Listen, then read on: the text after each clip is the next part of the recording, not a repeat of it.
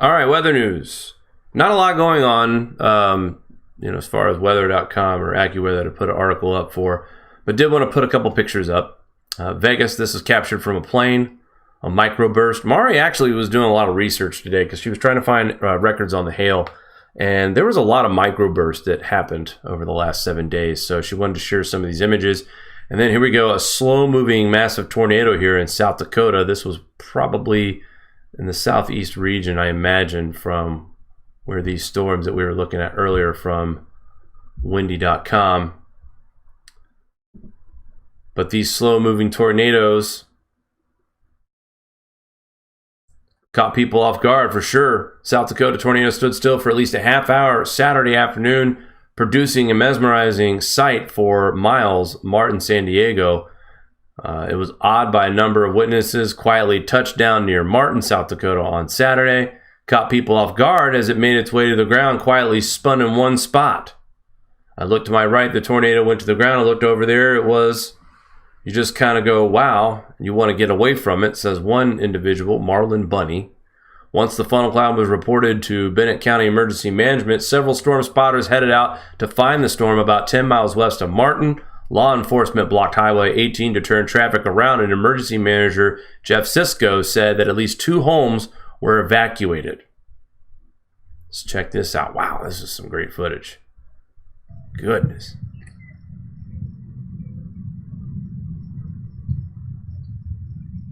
Good. Almost peaceful, folks, but scary at the same time for sure. Amazing footage here. Thank you very much, Live Storm Chasers on Twitter at Live Storm Chaser. Here's another, oh, that's the same people from Twitter there. It looks like, oh, I got another image of it too. A little bit closer. Wow. One that shows the beginning of the formation, which is spectacular. At the beginning? Wow. All right, let's go try to find that. Mari has a really, so we have some footage here. Oh, here it is. Okay. Let's check this out, folks. This is the very beginning of this tornado. Thanks again to Mari for finding this footage. We can go without the music, I think. Yeah.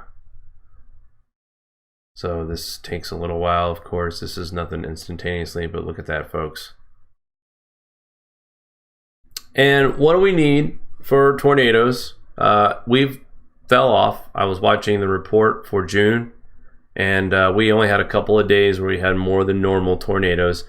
It was obviously this, oh, look at that. So the ground, and now these two, the funnel from, of course, it's connected at this point, but you wouldn't have known.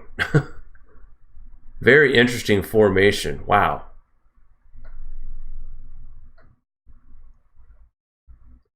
But as I was saying, May was obviously a huge uptick in tornadic activity.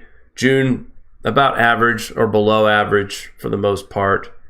And a lot of that is because we have plenty of cold air in the atmosphere that collided with the warm air that creates these storms, these tornadoes. Last year, we didn't have this much cold air present in our atmosphere like we do this year. That's a huge, wow, look at that. Isn't that amazing? It is absolutely breathtaking. And thankfully, this kind of a storm happens out in the middle of a field somewhere where no one's in direct danger. But what is in danger, unfortunately, guys, look at the crops in this field. I mean, that's another thing to look at too. It's July 1st. Crops are finally starting to grow a little bit. Now we got to worry about what kind of damage we got from this tornado. Wow. Great footage once again. Thank you, Mari. 4th of July forecast. Who gets rained out? Well, looks like a good chunk of the Midwest will, at least during the day.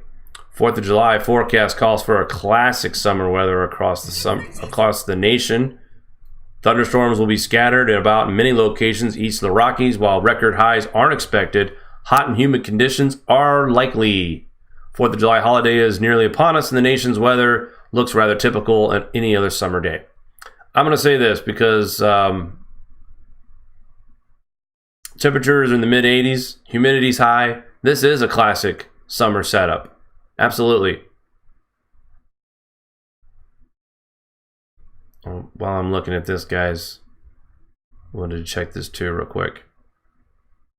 We'll get back to that in a minute. But yeah, so 4th of July Thursday, pretty much chance for thunderstorms all over the Midwest, Ohio, Indiana, Kentucky, West Virginia, parts of Pennsylvania, Western New York, Virginia, North Carolina, South Carolina, all the way in the South. Georgia, Florida, Atlanta, Mississippi, Alabama, Mississippi, into parts of Iowa, Missouri, Arkansas, Minnesota, which they're getting some severe thunderstorms tonight. While we're talking about that, let's go back to Windy and check out our current conditions. Go ahead and refresh this so we are up to the minute. And right now we've got a line of thunderstorms moving across Nebraska, North Platte still getting hit. Northwestern Kansas near Goodland and Norton. You've had some storms and rain for the past half hour or so. It will continue, it appears, as this system will slowly move east. But we also have thunderstorms in parts of Montana as well. South Dakota, once again, dealing with storms in the far southeast tip of the state. Out near Memphis, we got a cluster of thunderstorms that's creating a lot of lightning for just a small little system like we see, and that's it. Jackson, Tennessee, on the outskirts of Memphis. These storms are moving to the northeast at this moment. Let's move a little further east. Not much happening in the western New York region. Pretty quiet tonight. Same further upstate. And again, just not a lot of action as we speak tonight, which is good. We need some quiet days, for sure. Let's go ahead and take a look at our GFS model outlook through tonight into tomorrow morning. We have chances of showers developing across the same areas that we've been talking about: Oklahoma, Texas, Arkansas, Missouri, Illinois, Indiana. Almost an identical line of storms moving through tomorrow in the same spots, and then a little bit more widespread rain going into Wednesday this week, and just kind of hovering around the Midwest. A little bit of break overnight Wednesday, going into Thursday morning, as we see storms and showers firing up across the country. North Dakota, South Dakota will be dealing with this as well. And by Thursday evening for 4th of July fireworks, it looks like if you live in southwest Columbus, Ohio, and south, Indianapolis, Indiana, of course, parts of northern Indiana, most of Illinois, Missouri, Iowa, Minnesota, parts of western Tennessee, parts of Kentucky, and most of West Virginia. You guys look like it might be a soggy night, so definitely bring a jacket for the rain. However, the temperatures on this night is going to be another thing as far as being comfortable. Definitely very comfortable for 4th of July festivities. In fact, 80s and 90s as we go into the next overnight hours. Not getting very cool. So this is going to be perfect-wise temperature for the 4th of July. However, some of you might get rained on the 4th here this coming Thursday. Looking past Thursday, Friday, a bigger chance of widespread rain, again, just in the same area. And just like on the 3rd and 4th, South Dakota and North Dakota getting heavier storms moving across Minnesota, which they're dealing with floods right now as we speak. And another chance of widespread moisture for the Midwest, Indiana, Illinois, Kentucky, Ohio, and Western New York, and Pennsylvania. In the next weekend, parts of the Southeast, another round of showers and thunderstorms developing in North Dakota, South Dakota, and now reaching Nebraska. Moving forward into the weekend, still more rain for Ohio, Kentucky, Illinois, and Indiana, Pennsylvania, North Carolina, Virginia, South Carolina. Will start to dry out a little bit Sunday, but then redeveloping showers for July 8th, Monday on the East Coast and in the South. Finally, the Midwest, Ohio, Indiana, Illinois gets a little bit of a break, but more heavy rain is scheduled for North Dakota. Going through South Dakota once again. And it's just like every day, every 24 hours, the atmosphere just reloads in the same spot that was in there the previous day, and it slowly moves towards the east. Again, Ohio gets about 3 days of dryness before we start seeing multiple chances of rain. Heavy rain across Florida and Jacksonville. Late July 12th, that's still a ways out. And then what appears to be a high pressure system trying to build up over the middle part of the United States, try to dry it up by mid-month. somewhat works. Good news here, most of the country's dry on the 13th of July and through the 14th. So this high pressure system, if this holds up from the 11th through the 16th, a lot of the areas that don't need any more rain might get a break and maybe see about 4 days without rain, 4 to 5 days without rain in Ohio, possibly. As you see here on this last take here for July 17th, the Midwest is pretty much dry compared to what it's been. So let's get through these next 7 to 10 days and see how much drying we can actually get here for places like Nebraska, South Dakota, Kansas, Missouri, Arkansas, Iowa, Minnesota, Wisconsin, Illinois, Indiana, Texas, Oklahoma. These areas need the dry weather the most, and we need multiple days of it, not just a couple. I'll put this back in motion here and just kind of go through it one more time. But yeah, the Midwest through Ohio all the way through July 9th, 10th, 11th, and then we start to get a break from moisture, 12th, 13th. High pressure hanging out near Ohio, spinning those storms just north of the Great Lakes, keeping them in Canada, and areas that have been saturated with rain all the way through July 8th and 9th, all the way to the 10th and 11th. Now those areas have high pressure setting in and basically shielding any moisture from falling until it looks like we start getting chances for moisture again around July 17th. So a good chance of almost a week of no rain in certain states. Nebraska, Kansas, Iowa, the Dakotas especially, Ohio, Indiana, Kentucky, Tennessee, and the Deep South. A lot of this rain is going to stay north of the Great Lakes and into New York, into the rest of New Hampshire, Massachusetts, Connecticut, Maine. So the Northeast, and it's nothing massive. There's no big indications that we're going to have monsoon rains here in the Northeast or the Midwest.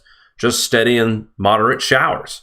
But at this point, the soil saturation is so bad that Can you show that map up a little bit? I'm sorry? That map, put it up a little bit.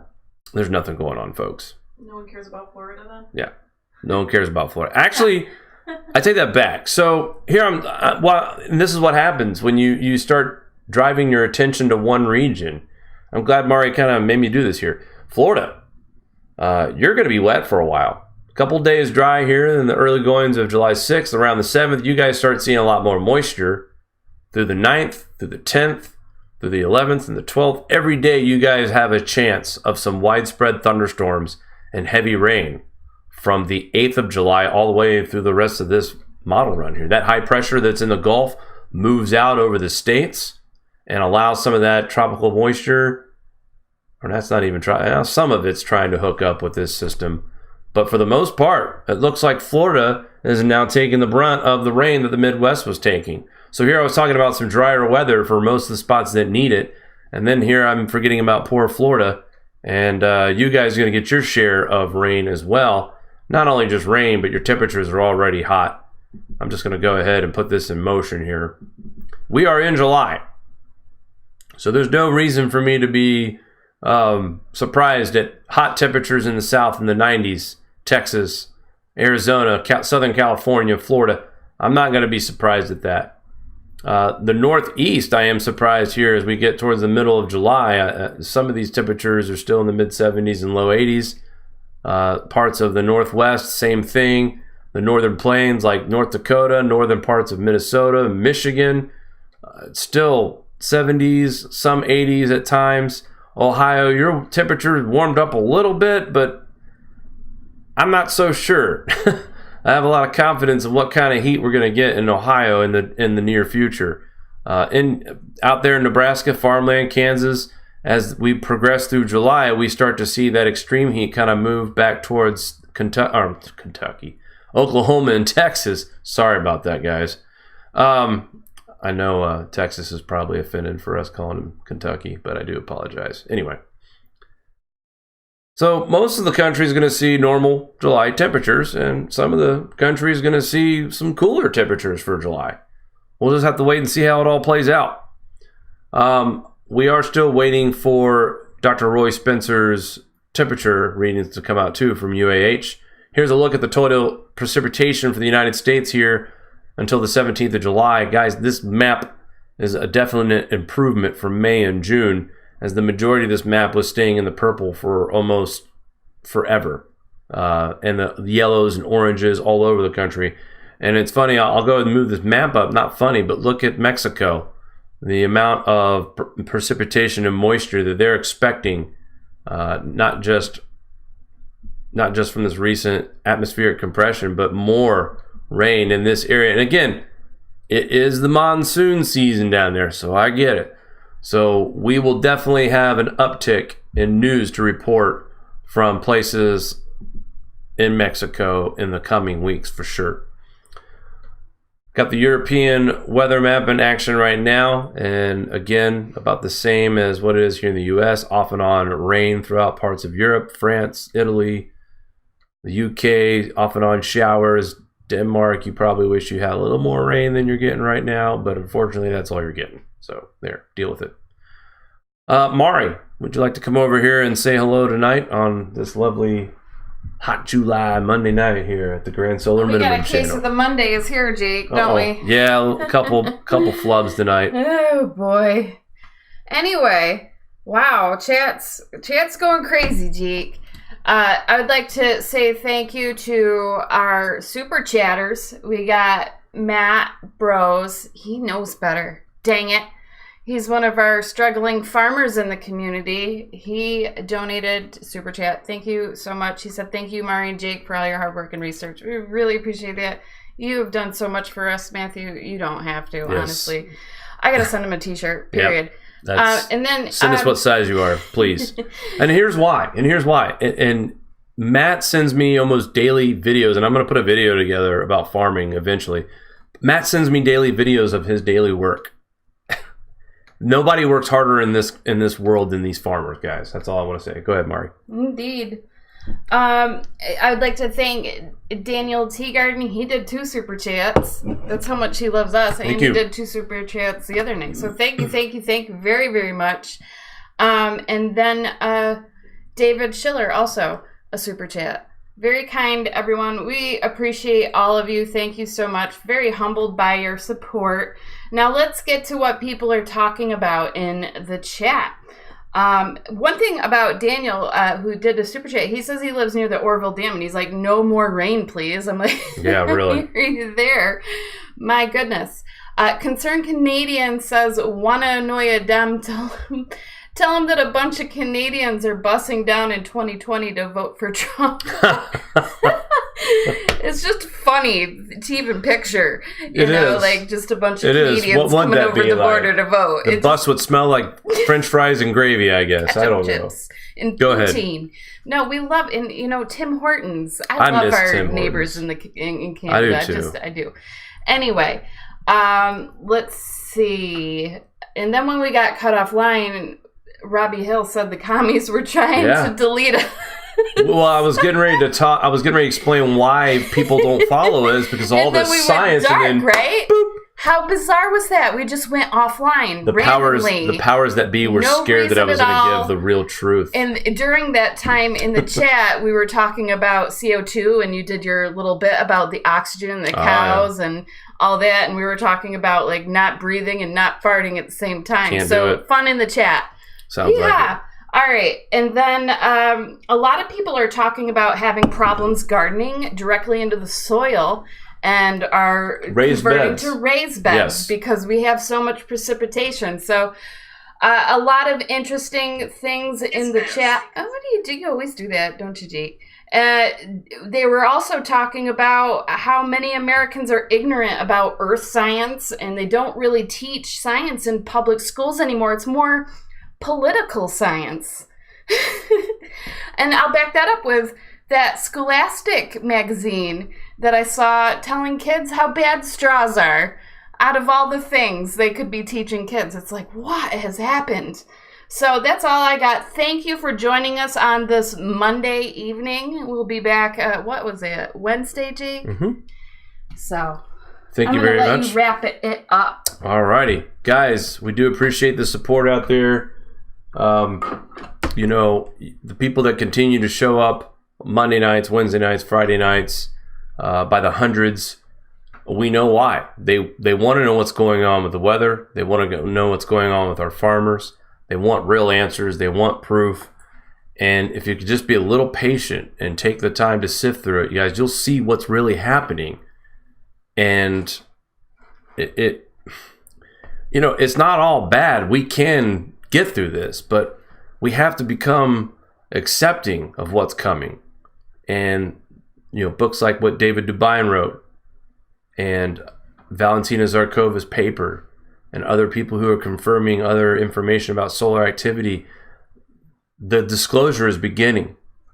And anyone who tells you that, we're not grand solar minimum conditions or anything like that, to me, they're doing a disservice to you and everyone else whose life could be at stake. Just real quick. Thank you, Susan, for another super chat. She says, God bless you guys. Thank you, Susan. Appreciate that. All right, guys, that's going to do it for me tonight. I think we've said enough. We'll be back Wednesday night, 9 p.m. Eastern Time. Also, a solar update coming your way as well. Till then, guys, we will talk soon. Please remember to like and share. Please subscribe and hit that notification button as well. Take care, guys.